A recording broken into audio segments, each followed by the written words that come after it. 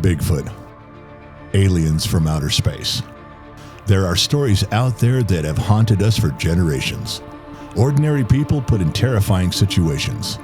Sometimes the unexplained is stranger than the books we read. Do you have a story? An unsolved mystery? Lock yourself away with us for the next hour and let's talk about it. Nothing is too far. Nothing is off the table. You want to be heard? You want your story out there? Or do you just want someone to believe you? Well, then let's talk. I've got time and you've got a story. Don't be afraid. Don't be scared. Find the courage to call us or just listen in while we work through the stories of regular people just like you, reliving extraordinary situations. It's time to go off the record.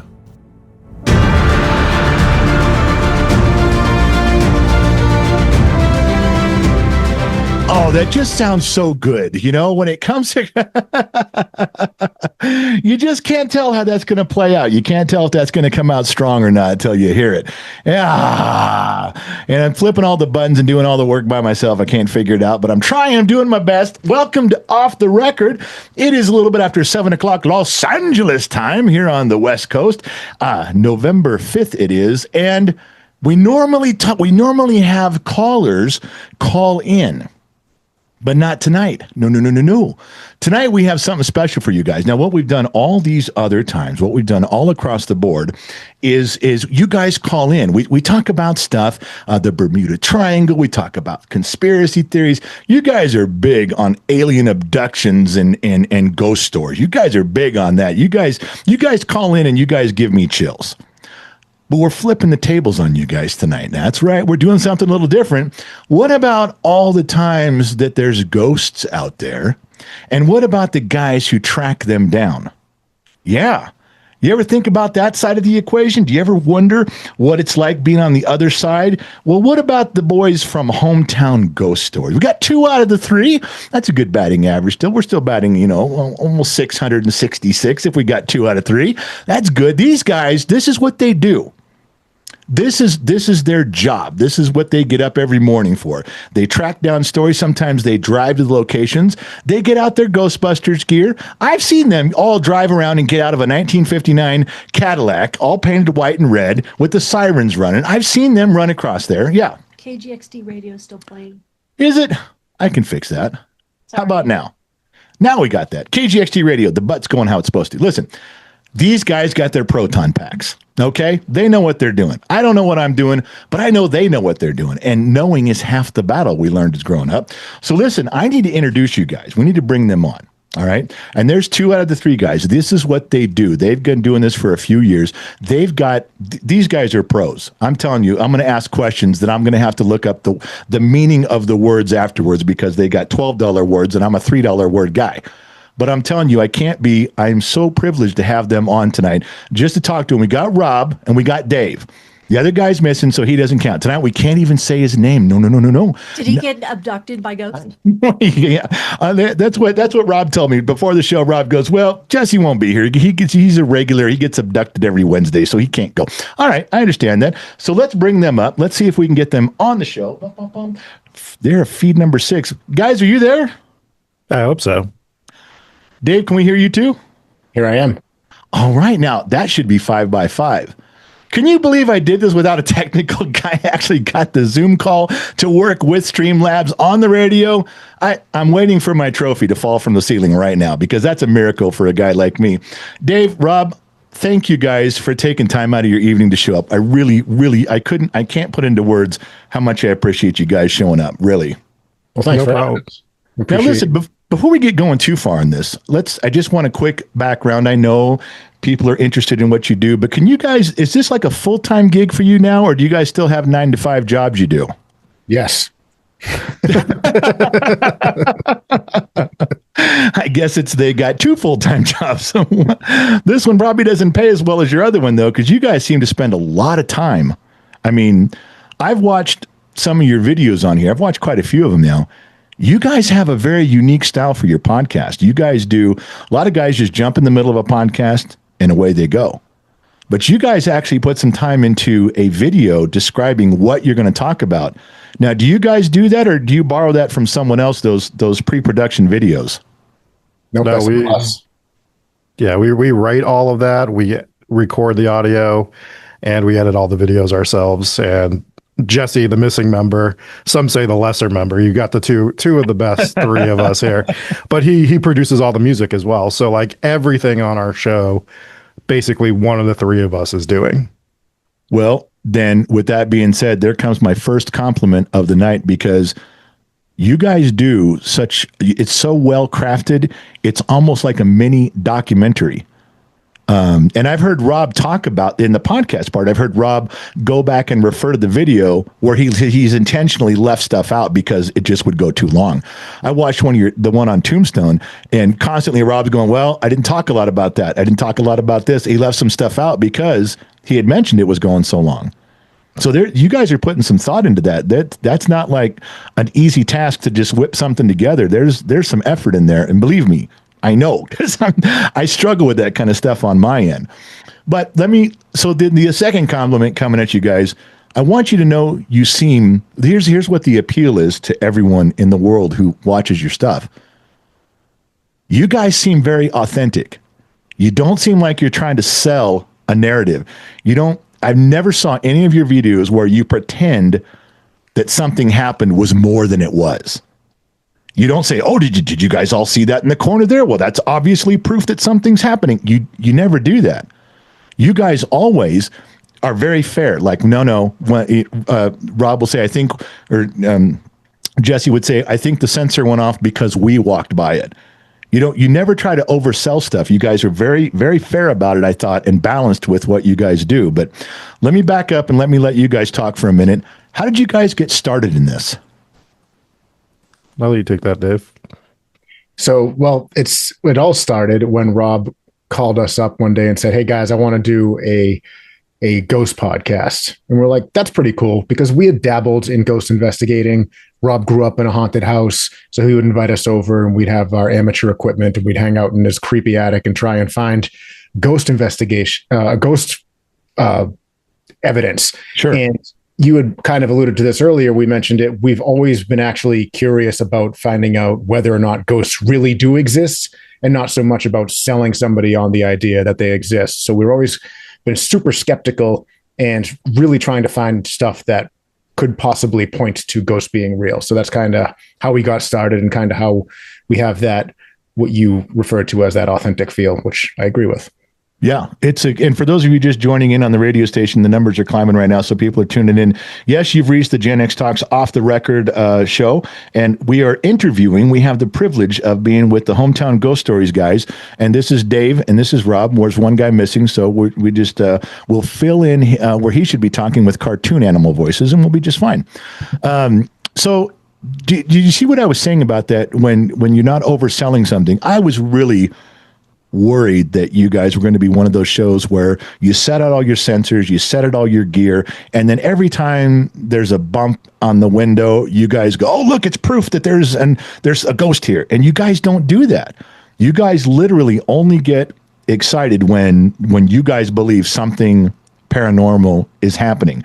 So my question is, how often does that happen to you guys when you go set up and you're at a location doing it? First of all, what's the gear you use? Because everyone's dying to know what you have out there. And how often does it pan out for you?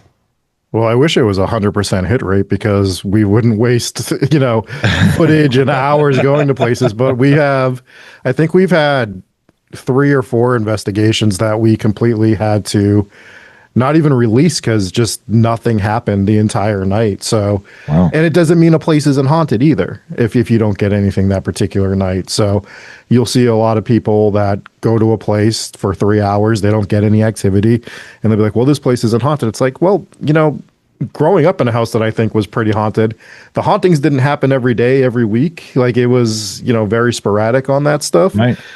But the equipment we use, we have REM pods, we have our motion sensors. One of them's a creepy music box that is terrifying when it goes off and you're in a room by yourself and there's no lights on.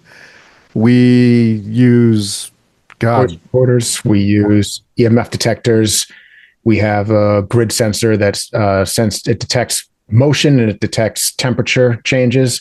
A lot of times it's commonly believed that if something is trying to manifest, it has to draw energy. And a lot of times the most common energy for it to draw on is heat. So when you feel it go colder, that could be a spirit trying to manifest, whether it be through sound or actually appear as an apparition or what have you. Now, as a guy who doesn't know anything, my first thought would be all of your equipment would be geared towards catching something happening, like in motion. You guys are waiting for it to happen and your equipment is going after it. Now, that the basic of that may be true. You'll correct me if I'm wrong.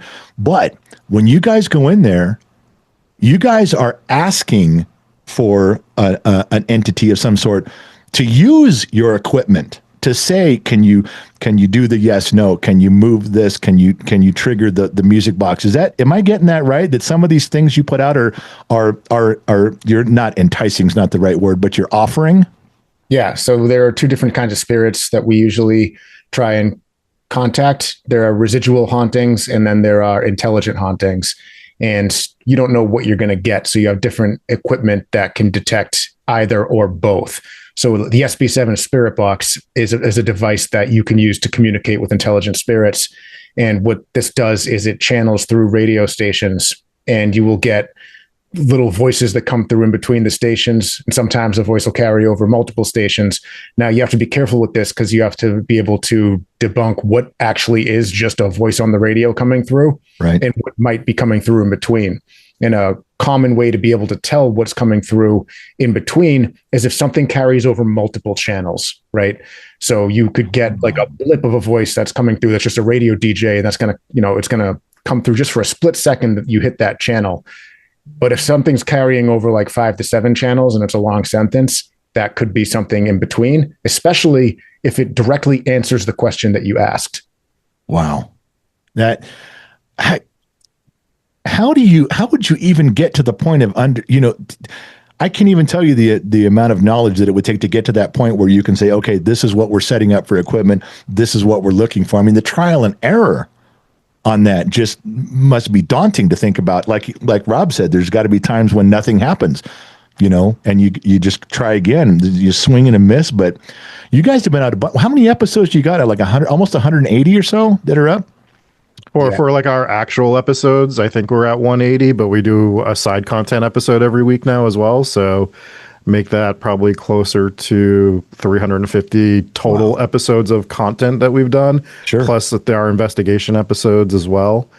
But it's a lot of work, but we love doing it. And it's been a blessing too, because as you know, your first show, you start with 0 listeners, 0 viewers. Yep. And in way shorter time than we expected, our listener base grew way larger than we ever expected. And now because of that, we have a phenomenal following. We have great listeners that are there for us every week because we do our show live. Sure. Every Tuesday night. We do that pre-produced section, but all the banter and stuff is live. And it's afforded us to be able to travel and go to these haunted locations and actually investigate them. It's been great. Been poking around these things with you guys. Dave, now maybe I'm getting this wrong, okay, but I am a keen observer of human nature, so grant me a little bit of latitude. But it seems like Dave is more like the sound and the voice of reason in this. Jesse's the guy who seems to jump up when something bumps and run to the next room to find out what's going on. And Rob's the guy's going, man, I just asked it a question. I wasn't trying to start nothing. All I did was ask, I just asked what his favorite baseball team was or something. And Rob's the one going, I didn't mean to start anything.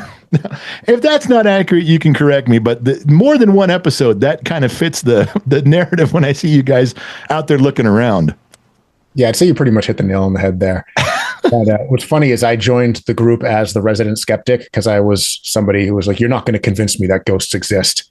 And, here we are, however many physical locations later and 180 episodes later, definitely more open-minded, always still skeptical. I think it's very important to remain a skeptic. Sure. If you just, believe anything blindly, then nothing really matters what you do believe. So I think it's always important to question things. But and that brings me to a question. Do you ever get Do you guys ever get drawn into a place where you can tell right away when someone's, hey, come to our house and check the haunted house and check this and look at that? Because you guys must get invitations to people to come to look at things. Do you ever know, like ahead of time, if somebody's overselling it, that is probably not real? You can tell by the way they're trying to get you out there. They're just promising you the sun, the moon, and the stars, because you guys have to choose every week. You got to choose what you're going to talk about. You can't just be running out every day, going to every house everyone suggests. I gotta think there's people that would be out there to trick you. I would guess there would be. A lot of them are probably real, but there has to be, I'm guessing, that you've probably run into people that you're thinking, we shouldn't have been out here. This is a waste of time. This guy's not lying, tricking, or just trying to get you guys as celebrities to come out to his house to, film his barn or something. Have you ever run into anybody doing that? So I'm going to answer this two different ways. So in terms of like actually going to the location, because we don't always go to the location for our episodes. Those are kind of special when we do go. But in terms of going to a place, there's been a few that I've looked into, and as I've dug deeper into some history of the place and some other stuff, I've been like, dude, there's no way we're going to this place, because I think that the owner is putting on a front. I won't name them because I wouldn't ask you to, but that can happen. But yeah, I have come across that, the way I'll answer it the other way is, some of these locations that we've covered on the show, we don't believe half the stuff that the story is telling you. Sure. But that's why we have the banter part, because we talk about that and we debunk the stuff as well. We think it's important to cover those stories just as much as the ones that actually might have a haunting, because you need to know. You have to have both ends of it. Like Dave said, you can't just be blindly believing every single thing. And if you're able to debunk something, it makes everything else you do more authentic, right? Right. So, this will bring me to compliment number 3. You guys, so you do the beginning of your podcast, which is your video, which is excellent, by the way, like a mini documentary. But during the podcast, the 3 of you guys, you go off the reservation. You guys giggle and talk and poke, and almost like you forget that we're watching you. And I'm telling you, you do it, you hang it out there just right. And you bring us all back to the topic where no one sits there and goes, hello guys, remember we're doing a ghost story here. No one does that. You guys hang stuff out there and you bring us out and to be silly, and you poke fun at each other and what you're doing. And then you come right back to the topic in just enough time and you carry on. I'm telling you, I stayed along for the whole ride. It's not something you can be taught. You guys are really, really good at that part of it, the way you guys do things together and the way you, like he just said, you poke and you banter and you do that stuff. But I'm going to ask Rob something, since he brought up doing the research. He brought up doing the research on the places and doing things. Of all the things that I've watched, and I think all 3 of you are authentic, and I think all 3 of you are passionate. But Rob really, again, correct me if I'm wrong, Rob, man, you really got serious about that Lincoln jail one. You were passionate about that. What was the guy's name? Clay, I think, was the kid who got drug out of there during the Prohibition thing, and he was in that jail. The Licking County Jail. Yeah, the Lincoln County Jail one. I mean, when I'm listening to that, I backed it up for a couple different times and watched you talk about that. You got in pretty deep on that. Like I felt like you really were interested in that story as much or more than some of the other ones. And how you described something, it never even hit me. You said something poignant. You said, people go into these places and they want to talk to a ghost, and they're looking for a ghost, and everybody's looking for Clay. And you said, what about all the people that were dead that were part of the mob? What about the other ghosts that could be there? So that brought me up to Sunny point number 2. How do you guys know who you're talking to? And how do you know that it's, because you guys get some definite answers with your equipment. How do you guys differentiate that? Because that's got to be not only scary when it happens, because now there's something in the room with you guys, but now you got to figure out who. Yeah. So that's the thing when you go to these places, is people believe they know who's haunting those locations. And when you talk about the Licking County Jail and you talk about that kid, he was a Prohibition agent who was 17 years old, right? Yeah.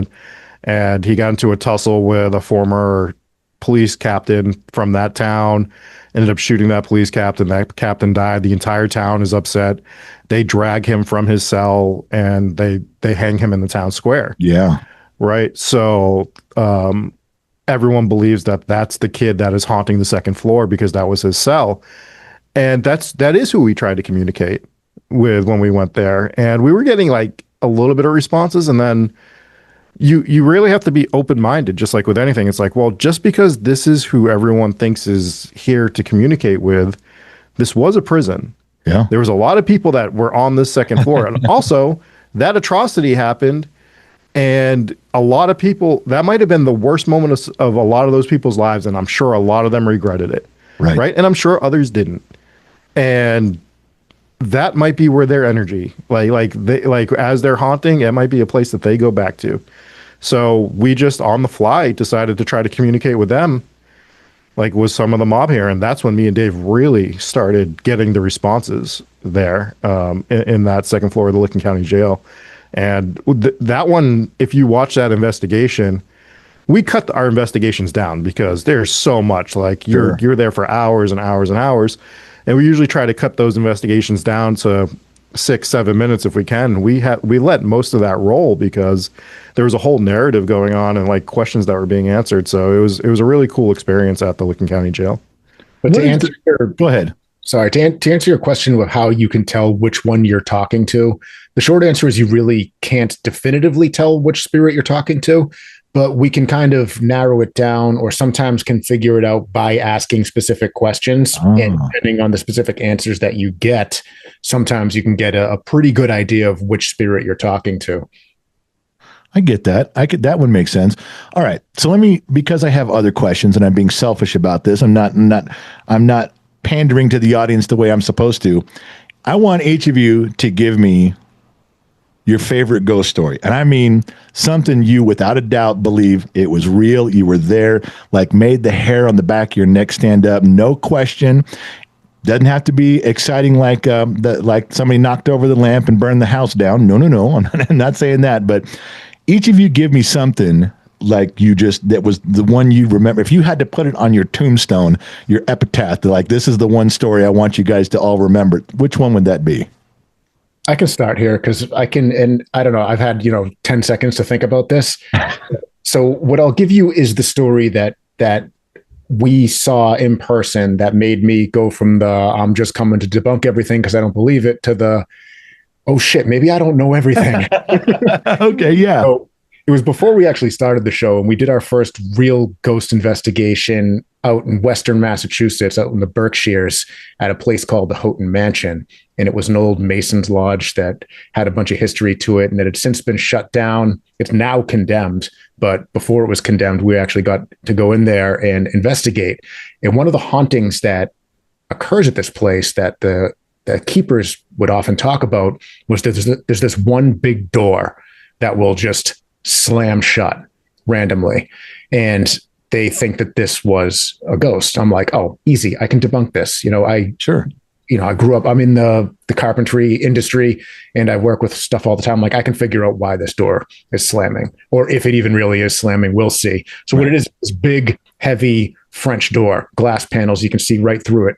And we have it, it's open and it's sitting there. And we said, all right, if there's a ghost here and you're haunting this place and you can hear us and you can communicate with us, shut the door. And on cue, door slams shut. That did not happen. Oh my God. Well, that did not happen. I was like, it can't happen twice, right? So we open the door again. And this is all on video. It's on our TikTok. You can actually go watch it. But we open the door again, and we again, we're like, all right. The name of the ghost was allegedly A.C. Houghton. We're like, A.C. Houghton, if you're here, shut the door. There's nothing. And then Jesse goes, give it a 3 count. And Rob goes, 3, 2, 1. Door goes thump and shuts again. No possible way, man. That's what I was saying. And I couldn't debunk it. I'm looking at this door. We can see right through it. There's no one standing on the other side. There's people in the comments that say, oh, it was probably fishing wire, but we're not, I was there to look at this and Yeah. figure it out, and I could not figure it out. So ever I'd since have that, I was kinda like, No. I don't know, dude, maybe. No, I'd have packed up my stuff and said, okay, we got to go. It's time to leave right now. Yep. My God. Yep. How do you, now, if you're there and you walking around the door, you grab the door, you're looking for fishing line, you're looking for a little something, if you looked at it, if you inspected it yourself, all you can do is throw your hands up in the air at that point. I mean, Right. And I did. I looked, to make sure that the people there weren't messing with us. But Sure. I think a lot of the accusations that we got online were like, "You guys were doing it." But this was, mind you, this was before we had our show. We're not showing this to anyone. We were there for our own fun, just to see if we could, figure out what was haunting this place. And and this lends to the way you guys don't just sensationalize every little creak in the floorboard. You don't. I've watched your videos. You don't go after that. So it lends credibility to the ones that are authentic. It really, I'm telling you, I chose my words carefully in the beginning when I said, you guys really seem authentic because of just how you carry yourselves during the whole show. I mean, I noticed it. So God, I don't want to believe that. I don't want to believe that door did that at all. We were amateurs then too. That was 5 or 6 years, maybe more, before we actually started the show. So like we didn't know what the hell we were doing at that point in time. Our gear consisted of like EMF detectors and maybe a spirit box. We didn't have much. Like we were just going there to go there. I mean, you guys just started with a flashlight. That was our gear. Basically a flashlight. that was it. Flashlight and cell phone video. That's right. Rob, what do you got? What was your favorite story? I'm shocked that Dave didn't bring up the Sally house, and this is my current favorite story. So we went to the Sally house, which is one of the most haunted houses in America. If right. people know ghost stories, well, I'm not going to say they've heard of the Sally house, but a lot of people have heard of the Sally house. Right. And so we went there to investigate, and three things happened in this house, but I'll tell you two of them. I think I just saw this one. This is the one that, correct me if I'm wrong here, but this is the house that is now owned by the city. So Yep. you guys had free run of the whole place. There was nobody in there to bother you, upset you, mislead you, that you guys could do this all on your own. Is that right? Correct. Okay, go ahead. I'm with you. Yeah, so Dave was on the second floor, and he was doing a solo investigation in the children's room. And he's sitting there, he's doing a spirit box session, and he's getting nothing. And then just as soon as he says, like, I'm not really getting anything here, this scream comes, like this, like, I don't even know how to describe this, like, demonic scream comes out of the spirit box, and it carries over 20, 25 channels. Wow. And it's terrifying. So that was really scary. But the craziest part of this investigation is, we're back here. We're editing the whole thing. We edit the video. We end that night we did a group investigation in the same room. And in that group investigation, we watched this footage like 30 times and we didn't see this. Our listeners saw it during the live. There's one point in the video that if you go back and watch that, there is a stuffed animal. It doesn't fall over. It sits up like the Undertaker on the bed. No. Just in the back corner. And we don't circle it. We don't point it out because we didn't see it until our listeners saw it. And then I think I watched it back like 20 times. Me and Dave were just sitting there like, how did we miss this? How'd you miss it? Yeah. Yeah. They said they're commenting on the live, and they're like, that doll just sat up.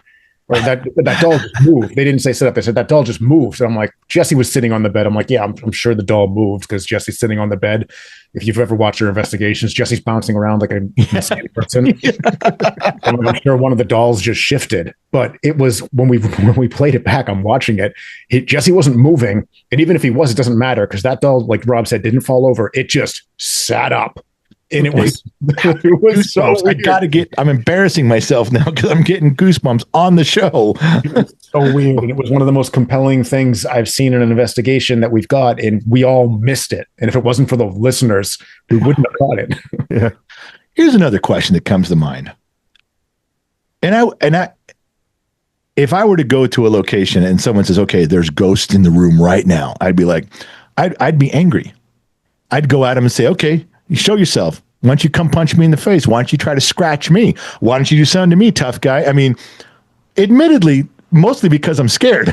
I'm trying to, that's how I would approach it, being the tough guy, like trying to be adversarial. You guys never do that. You guys are respectful. You guys ask questions of entities that are there. You give them opportunities. I didn't see any. Now, I may not have seen all of them, but the ones that I have seen, tell me why you do that. Why do you go into that situation? Because not all ghosts are probably nice. Some of them might be mean, but you guys never take that stance. Why? Who came up with that? I think you don't know what you're getting when you go into a location. You don't know what kind of spirits are there.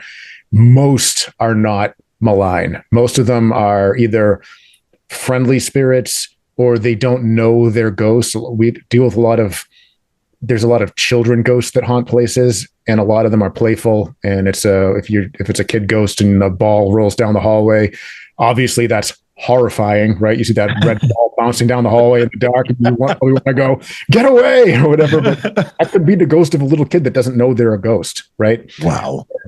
So we don't know. So we ask questions. And even if it is a malign spirit, I think the idea of challenging it is generally frowned upon, because if you're dealing with a negative entity, it could attach itself to you, or it could, you don't want to invite something in that could be negative, especially if you're going home to your own family. You don't want to bring that stuff home. Yeah. Well, okay. I'm not speaking from any experience at all. I'm asking, and it's going to sound like a dumb question coming from a dumb mechanic in the middle of the desert, which is all I am. But I didn't see all your episodes, but I saw a lot of them because I just kept binge watching through. I didn't see one where you guys had a Ouija board out, and that seems to be the way to communicate for the general public. What is your stance on that? Don't use it, do use it? It's malarkey. I mean, what do you think? We've never gotten it to work. Yeah, we've used it a couple times. I think we're not patient enough. There is actually a science behind the Ouija board, and there's people that believe that it's specifically just malign, and you're using it, you're going to just contact demons. There are people that believe that it's actually a very useful channel to contact the other side. And then there's people that don't know how to use it, which we probably fall more into that one. I mean, I understand the idea of it. Right. So the real science behind the Ouija board is you're supposed to have multiple people. I think you can do it with two people, but you have to put your hands on the planchette and you have to hold them there until your arms get really tired. And that's when you kind of lose control of your muscles a little bit. Okay. And you'll start involuntarily moving the planchette, and you're not moving it with any intent. If you just let it, you have multiple people doing this. If you just kind of let it do its own course and then ask questions, whatever energy is in that room, whether it's good or bad, can then manipulate the planchette to communicate with you. So that's the science behind it. And we've just never had the patience to get that. Well, here's what kind of threw me in my own mental wanderings. Again, watching your programs, studying what you guys are doing. You guys seem to be more location based. And here's the Ouija board thing. This is why I'm bringing it up. Is that they're like, hey, let's, you live in Southern California, and my grandmother died in Tennessee. Let's get the Ouija board out and talk to grandma. Well, now hold on, because you're in Southern California using a Ouija board. Your grandmother died in Tennessee. She'd never been to California. That kind of contradicts everything you guys do. Location. So that's why I asked, because it doesn't seem like that would be a viable thing if you're looking for somebody specific or a specific entity. Maybe perhaps if you were at a place and you say, I'm open to anybody on the Ouija board coming and using this equipment, this tool. But am I getting that right in my head? Does that sound about right? Yeah, it's a good question. Go ahead, Rob. I think that it really depends on. So for me, I don't believe that. I think that just because you die somewhere doesn't mean that's where you're going to haunt. Okay. I think that places that you frequent or spend a lot of time at or had really bad memories or really good memories at are places that you could potentially be haunting. That's why you see celebrity ghosts that haunt multiple different locations, right? Or I also think that there's possibilities where you see a lot of haunted hotels. like a lot of the old haunted hotels, and people register that with tragedy. Right. But what people forget is the early 1900s, hotels were destination spots. Like you went to a hotel for a vacation, so you might have died at 80 years old, and this is just my belief. Right. But if your best memories were from 6 years old, this vacation you went on with your family, like maybe you're manifesting there as that 6-year-old child, and that's a residual haunting at that point. Sure. And that ties in with something you said, Rob. You were talking about on your Tombstone episode, with Big Nose Kate haunting the hotel in Tombstone where she was at with Doc, because I don't think that's where she died. I think she died a long ways away from there. Yeah. So and I was going to ask you this, like, well, is there any evidence to how long it takes a ghost to travel someplace? Because if they're haunting multiple locations, they can't be, they're not Ubering places, and I'm sure they're not walking. But I mean, I would have no way of, if someone said, let me put it this way. If someone said, hey, we for sure we're speaking with this one ghost in Kansas, and then a week later someone says, well, I was for sure speaking to this ghost in Arkansas, and it's the same ghost.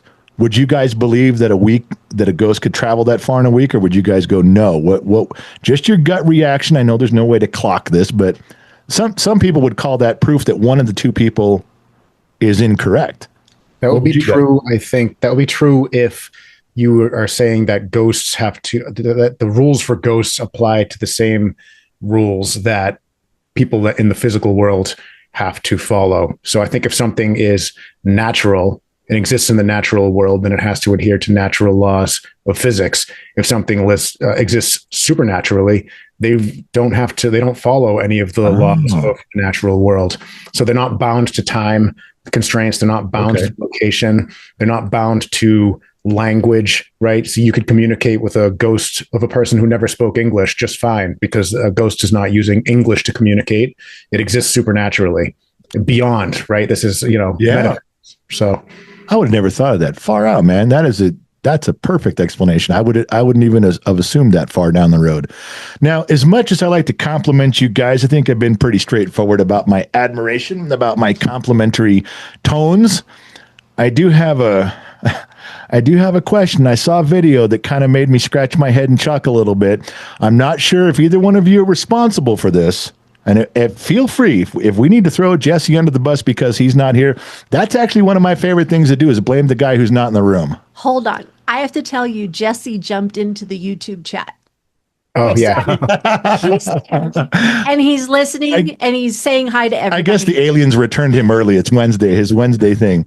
Shit, that means we can't throw him under the bus, I guess. No, we can still throw him under the bus. I thought I'd warn you ahead of time. Rob said you could still throw him under the bus. He's not here. All right. So I complimented you guys on your videos for being very authentic. A lot of time put into them, a lot of effort. Then I'm not saying I got let down, boys. I'm not saying you didn't rise to the occasion, but I saw the one for Horror in Modesto. All right. I watched the whole thing.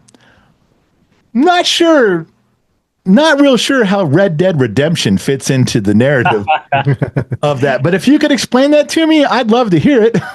So this was okay. So we've evolved, right, over time with our. So I'll take the blame for this one because that was my episode. Okay. And, we put these episodes together, and we earlier on we were more constrained with what we could do visually. So I had this whole backstory about this Wild West town that had this Wild West shootout scene, and I was playing through Red Dead Redemption and like, I could just use this. I could just screen grab this and play this in the background while I'm talking about this Wild West shootout scene, and it could be pretty cool. It did work out pretty cool, but it looks so different from all the stuff I'd seen so far. Okay, somebody was in a hurry that night and said, "You know what? Fuck it, I'm just doing this." It did fit, but it just was an odd departure from what I'd seen. What I didn't consider at the time either, and it was that when you're watching something and you're totally like you're bought in and you're following along, you're like, this is awesome. Yeah. If you're somebody who plays Red Dead Redemption, that's going to take you right out of it. So in retrospect, I totally understand that, but I was more like, I think it works visually for what I was trying to do. It did. It fit well. I wasn't. You took the time to act it out in that game very well. Like I said, it was such a departure from what I'd seen. It was an early episode too. Thank you for liking the Tombstone episode, because that was our second episode ever. But we had no resources then, right? We weren't making money. We didn't.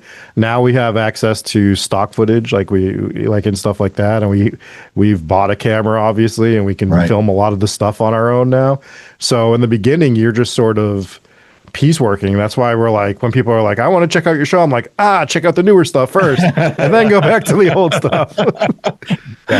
I think everybody goes through that. I think even people in film would go, don't watch my first movies, because you're refining not only the stories, but yourself too, as you go along. I think that's fair. What is for each of you, what would be the holy grail of a place to go if money wasn't an object and you guys could say, I want to go spend some time here? What's on your radar down the road? Oh, like a dream location? Dream location, yeah. I would love to go down to the Aztec pyramids. I think that would be really cool. I don't know if they're haunted. I assume they gotta be. But even just to go there to check it out, because that's just the history down there is wild. Or the lack of history, because sometimes they don't notice some of those civilizations down that way. They disappeared and no one knows why. You guys may find a whole bunch of ghosts down there going, we'll tell you what happened. We're still here. Yeah. The Aztec one, I wouldn't have thought of that. What about you, Rob? What's your holy grail? If money was no object, where would you go? My holy grail would be to just go to Japan and do multiple locations in Japan. The Japanese culture is amazing. Their paranormal culture, like their legends and their ghosts, are terrifying. And you don't see a lot of investigations come out of Japan. So I would love to go investigate places in Japan. But we are going international next year. Right on. That's cool, man. I can't wait. I'm vested. I'm in now. I'm vested in this now. I want to be part of it and listen and comment along and read all the background. I mean, you guys, like I said, it's when the beginning of your podcast is set up so different from what everybody else is doing. It's like a mini documentary before you begin talking. I think the last one I saw, I was skipping around through them, was Alcatraz. And I have seen a ton of documentaries on Alcatraz. I've seen movies on Alcatraz. And whichever one of you guys put that together, you covered everything in a short time. You hit all the key points that the big boys in Hollywood do. You covered all of it. Some of it with graphics and pictures and angles I'd never seen before. It was very refreshing because that means one of you guys took the time when Frank Morris's head mask was on the bed. I've seen about every angle except for the one I saw with you guys. And it really keeps it fresh for someone who's already done some homework on that. That was great. That little documentary was like a refresher course, and it kept me riveted to the whole thing. Plus, no one ever talks about the guy who went back in, who crawled up to the roof and went back and got, and stayed there. Was found, he was trying to escape and then didn't. No one ever brings him up. You guys did. Yeah. Let me ask you. Don't lie to me now, because I know you guys know. I'm not going to ask you where Elvis is if he's still alive, because Rob will tell me he's alive and he's going to live another 100 years. I want to know if you guys think they got away. I don't think so. No? I think they did. I mean, they did too. I do too. Yeah. I mean, technically, even if they drowned, they got away. And go back to jail. Leave it to Dave. You're like, well, you know what? Either way, they got away. They're not in jail anymore. He's right. He's not wrong. They did get away. It's just a question of how far, I guess, is really what I was asking. I think Jesse put that episode together, right? That was a Jesse episode. So just to hit on the format of the show, because you brought it up a few times. We wanted to do something different, and one thing, like, podcasts are great. We love podcasts. I listen to a ton of them. A lot of the ghost podcasts that I listened to were all banter centric, and we just felt like you lose the story sometimes. Like when you're just strictly doing banter. Yeah. So we wanted to make sure that we were showing respect and making sure our audience heard the story start to finish. So I came up with like the documentary style part of that. Dave added the opening ghost story bit, which I think is phenomenal, and then like Jesse does the music. So we just wanted to be a little different, and it's a lot of work to do it, but I think it's worth it. It's not only different; it would not surprise me in years to come if people copy that. That's how effective it is.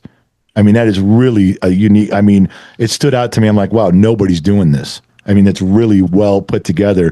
And, you know, even if it took you time to craft it just how you want it, you guys got it. You guys really have something special there, you know, and then of course your content is amazing. The banter, I already told you, the banter that you guys leave and come back, and you're on the story, then you leave and come back, and you do it just right where people aren't bored. They don't get taken away for the ride and not know where they are. You come right back to what you're doing. It's not something you can teach. You either get it or you don't, and you guys have a rhythm there. I really think the sky's the limit now with you guys. You guys have a format, you guys have a chemistry, and you guys are doing something different that people like. It really is something. We do off the record. We just let people call in. You know, we do a little prep and like, well, what's your story? So we don't, you know, we try to get someone who's got an interesting story, and I listen and I comment as we go along. But they brought up something. I feel silly saying this. I mean, I'm 57 years old, and I'd never heard the word. Am I getting this right, honey? Skinwalkers? Yes. They call them skinwalkers. I'm like, first time somebody brings that up, I'm like, what is that? That's not even a real word. And he's like, no. It's a real thing. Just like you've heard of Bigfoot, you've heard of the Loch Ness Monster, you've heard of ghosts, you've heard of demons, and you've heard of skinwalkers. And I'm like, yeah, you had me up until that last word. And I don't really know what that means, is because everybody describes it differently than a ghost. What you guys have any experience in that? Yeah, so I'm familiar with what skinwalkers are. They date back to Native American folklore and culture, and what they are is they're kind of like shapeshifters. So when the fact that everybody has like a different idea of what they are kind of makes sense, because it can be different things. People see them oftentimes depicted with, you know, deer antlers and sort of anthropomorphic shape walking in the woods. That's kind of the more common one, but they show up as different things throughout different cultures and different times. We actually got a really, really eerie story about a skinwalker sent in to us we do these listener submitted ghost stories once in a while, where listeners just send in their own ghost stories and we narrate them and illustrate them and play them on our show. Sure. People really like those. And it was a story, just to sum it up really quick, it was a story where she was a little girl walking through the woods with her father, and they got separated. And then she sees him again, and he's walking to the woods, deeper into the woods, and he's motioning her to follow. And she's like, that's really weird. And something looks weird. And he was walking funny and breathing funny. And she got a bad feeling. She turned around, ran the other direction, and she kept running away from him. And then she sees him up ahead. So she's running towards him. She's like, what the hell is going on? And when she ran into her father running the other direction, he was all worried. He's like, where were you? I couldn't find you. And they went home, and she never said anything to him. And she was like, whatever that was that I saw was not my father. Wow. It was trying to lure me deeper into the woods. And it was just such a scary story, because, you know, what's scarier than something taking the shape of someone you love luring a little kid into the woods, you know? No kidding. Yeah, no kidding at all. That, especially being that child and running away from something they don't understand, and then seeing her dad going, wait a second, you know, I was pretty sure that was you for a minute. Then I wasn't sure. And now I'm really not sure what's going on. I mean, that's nothing more terrifying than that, especially from a kid's point of view. That's God. Really? Again, you guys got me again with the goosebumps on that. I'm telling you. Oh, well, the skinwalker thing, we've had a few people call in. Some stories have been, you know, I can't tell if they're real or not. I do try to poke fun at them. You know, when someone says something like, well, the door shut because the wind blew. Because I know that's what the audience is thinking when someone's just telling a ghost story, and I'm poking holes in it. I'm making fun of it. But like the story you just told, sometimes we get those where there is no explanation. I can't debunk it. I can't make fun of it. There's no way around what you just said. And that we get more and more of those where people just tell short stories for 15 minutes or so, and then we move on to the next one. But man, some of those stick with you. I got to ask you guys, how do you guys come away from some of these things? Now, you've been doing them for so long, and you've done so many. whether you go to the location or whether you're just doing the homework, God, there has to be sort of an emotional toll you take. It has to change you somehow. You have to start feeling a certain way. Can you guys tell from the first day you started doing this until now? Is there any kind of baggage that stays with you because of what you guys are doing? I mean, you guys are crossing over a line here. You know, you're getting right up to the line or crossing over. There's got to be some residual stuff, if anything. Can I ask that question? Yeah, there's certain situations and stories and places that stick with you more than others. We did that Midwest trip this year, and we went to the Villisca Axe Murder House. And that's a story that long before the show, I was always interested in that case, right? It's a heavy case. It's a terrible case. They never caught the guy who did it. He took out an entire family, 2 adults, and I believe it was 6 children total in one night with an axe, the blunt side of the axe at that. And the way he left the crime scene was horrifying. He performed like these like little rituals where he covered the windows a certain way. It's terrible. And you read about it, and then we did the story about it, and then we actually went there. And not only did we go there, we went to the graveyard to, pay respects to the victims. And it's heavy. Like when you're going through a story like that, not every story hits you like that, but ones like that are a little bit tougher. And yeah, the other one that I'll just say real quickly is when we started the show, I was always like, man, I really just want to do a haunted orphanage because that sounds creepy. Yeah. And then because you're not thinking about the history behind it. And then I started and I was doing this haunted orphanage in Michigan, and I'm like looking into the history, and I'm like, don't know how we're going to do banter with this episode because we tell jokes, but like that stuff's hard. Like it's tough to joke about that stuff. But what if you did a research on that and you end up, I don't want to go do this. I don't want to talk about kids. I don't want to feel it. Yeah. I'm having trouble reading about it. I mean, I'd have trouble following through with that. Now I know it's what you guys do, but it's still, there had to be some emotional tie to that going, man, I don't even like reading about this. It's both ways because their story still deserves to be told at the same time, right? Like just because we're uncomfortable with it doesn't mean that their story has any less merit than an adult couple that had something tragic happen to them. That's a damn good point, Rob. You're right. So I mean, it's tough sometimes, but like it's their stories are still worth telling. What about you, Dave? Any baggage you come along with these things when they hit you? Do you take some stuff home with you, or do you try to keep it all compartmentalized? I try to compartmentalize it. I find myself occasionally I'll be like, I feel like I'm really desensitized to all this now because we research it all the time. We do the show all the time. We go to the locations. And then when we go to the locations, I realize like, oh, I'm not desensitized to this. It's actually brings you right back in. Like Rob said, Villisca was so heavy. It's one thing to read about this stuff. It's horrible. But then to actually stand in the room where it happened, and it's Villisca, for instance, is an example of one where the house is exactly the same as it was from 1912. They didn't change it at all. And if they did, they made it, they brought it back, but there's still no electricity in this house. It's the same house as it was in 1912. So when you're standing in that bedroom, it hits you. There's got to be, like I said, I don't think I could do it at the depth you guys are because of the emotional baggage that I'd carry with me. I don't know that I could separate it. That might be tough on me. I mean, you guys really got to be into what you're doing so you can focus on the job and bringing it all to the top, like Rob just said, because there are stories that deserve to be told. But then at the same time, you still have to find a way to shut it all down where, it keep me up every night. It's hard. That's got to be tough. It really does. Yeah. Some are easier than others. Yeah, I bet. Listen, I got a question for you. We're coming up on the hour pretty soon here, but, we currently live in northern Nevada. And sorry. I like living out here. There are so many mines and history out here with Virginia City and stuff. There are ghost stories out here. We've actually got one of our producers is actually looking at getting us into a private tour of one of the most haunted mines out here with stories upon stories of people that have lived here.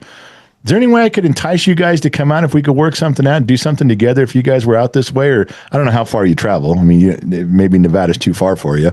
But if they set something up and said we could all come out and we could work something out to get you guys out here and we all go through it together, would you be interested in bringing out your gear for something like that? Or is mine shafts and wandering prospectors that don't go away, is that not in your area? That's definitely in our area. I would definitely not be opposed to it. Sounds like fun. We'd have to talk about dates and logistics. Yeah. Figure something out, but I don't want you to. There's so many people out here that are still old that go, well, we've been hearing these ghost stories, and you can hear mule packs going by, and you can hear people working in the mine when there's nobody there anymore, and they swear that you can just come out and hear it. Man, guys like you with gear, you guys might pick up some stuff. I'm thinking out loud, but if you guys wouldn't be opposed to a big fat guy standing in the corner holding his mouth closed while you guys do your job, I'd like to be part of that if it would work out one day, if you guys wouldn't mind. Oh, we would love to. We're the one place in the country we haven't really gone to investigate is the West Coast, and our West Coast listeners are really trying to get us out there. Yeah, like I said, we have Europe planned for the early part of next year, but we're trying to get to the West Coast, so that would fit in perfectly. Well, I'll let Shiloh Ferguson, who contacted you guys in the beginning, I'll let her work that out. There's no time set, no pressure. But if you guys figured out something where we could all do something together, I'd definitely like to participate in getting you guys out here and doing something with you. I think that'd be a lot of fun to hang out and watch what you guys do. I think that'd be fun. We'd even bring Jesse. Oh yeah, Jesse! I forgot about Jesse. Yeah, Jesse can come too. He can be the more Wild West footage, stock footage I can get, and I have to use Red Dead Redemption. Well, in Virginia City, there's still guys that walk around that look like Red Dead Redemption. That whole town looks the same as it did, 150 years ago. You'd have your pick. Wooden sidewalks and everything. Yeah, I'm telling you, there's some stuff. And if you guys ever go back to Tombstone, I need to be a fly on the wall. I've been down there once, and I want to go back again. If you guys ever do anything in that direction, I definitely go back, and I'd carry your gear for you. I'll carry the suitcases for you. That's how much I want to go. That's where go ahead. That's where our listeners want us to do a meetup. So yeah, I haven't. Again, we're doing the Europe thing first, but then we're gonna gander into Tombstone for sure. Jesse is typing in that the answer is 100% yes from him. He said, "Well, but he's not here, so his vote." He's not here. No vote. He's got to show up to a Zoom call. He's got to be someone's +1. Exactly. Listen, I got to get out of here, you guys. Thank you guys for indulging. Thank you guys. I know it's late back where you are. Thank you guys for giving us some time with this. I'm really glad it worked out. Like I said, I'd clear my schedule to do stuff with you guys, and even just more of this stuff when there's more questions and answers. Maybe sometime I'll have, after we get some more shows under our belt, I'll email you some of the content that we got. Maybe we can get you guys back on to analyze some of it for us so we can understand some things a little better. It's really been a privilege talking to you boys. Thank you so much for coming on the show. Thanks for having us. All right, guys. I guess that's it for now. We'll tune there and turn their mics down before they start talking trash about me, because that's usually what happens right about now. I'm telling you, do you guys understand, you guys listening out there on the radio, do you understand what it's like to be ghost hunters? You guys understand what it's like to be where they go out and they get right up to that line, they bring their gear and their equipment, and they're skeptics. They're skeptics, but they're also they got an open mind on that too. That's Hometown Ghost Stories. They got, you just Google Hometown Ghost Stories. All their stuff comes up. The website, all their videos. You can binge watch them like I did. I'm telling you, you guys can go backwards and you get hooked, and then you're just there for hours going through their stuff. It's something everybody needs to go do, because their stories and the way they approach this thing, their podcast, I've already said it, I'm going to say it again, one of the most unique designs to a podcast I've ever seen. And the banter between the three of them is priceless. You think my wife and I are funny? Not like these guys. This is great stuff. So listen, we got to get out of here. Thank you guys for tuning in. Not sure where you're listening in from around the planet, AM, FM, Sirius XM, or perhaps you tuned in on the Armed Service Radio Network. Remember 2 things in life. Number 1, wherever you go, there you are. And number 2, I'll catch you guys on the flip side, because I'm out, baby. I got to go.